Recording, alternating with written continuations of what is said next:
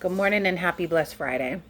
It's said that a lot of people suffer in silence. And when that thought came to me, I had to think about it and just kind of meditate on why people would rather suffer in silence than to be open and honest about what it is they're holding, or decide not to ask for help if they're in a tight spot. And what came to mind was thinking about people's experiences of when they were in a tight spot, or they weren't doing so well, or they needed some extra support or help, what the response was that they received when they were vulnerable enough to be honest about what they were holding and what they were going through. And if you ever were in a vulnerable state and asked someone for help and they shamed you or made you feel worse about what it was that you were bringing to the table, that then would be one answer. And I had to think about my own experiences when someone came to me in a vulnerable state. And the questions I had was, did I make them feel bad? Did I make them feel worse? Did I ask them too many questions that made them feel uncomfortable and ultimately say, never mind? And I think if we're here to uplift each other and to help other people in bad spots or spaces, then we have to be really careful about how we respond. It's one thing if you can't or aren't in a position to help, but it's another thing that if you are in a position to help, that you refrain from making someone feel worse who probably or maybe doesn't ask for help much.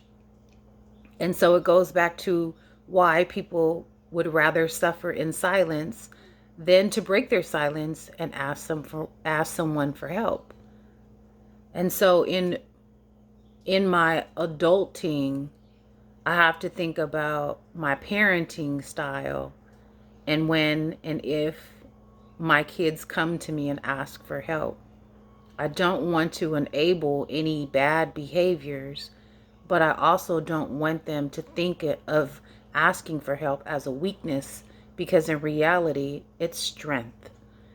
And during times when you're not doing well or you're falling on hard times and you need some support, you should be able to go to someone and go to people and ask for their support or their help without sending that person away feeling worse about having been in some situations that may be foreseen or unseen.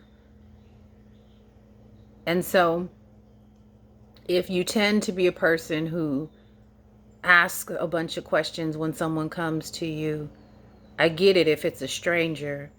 But if you know the person who is coming to you, then I ask that you pause and don't ask too many questions and think about how you would feel if you were on the other end of being the person who had to go to someone else and be honest and open and vulnerable and ask for help.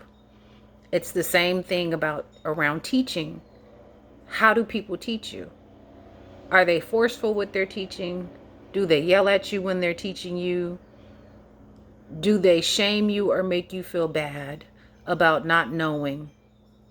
And not knowing is like not having, or maybe just needing.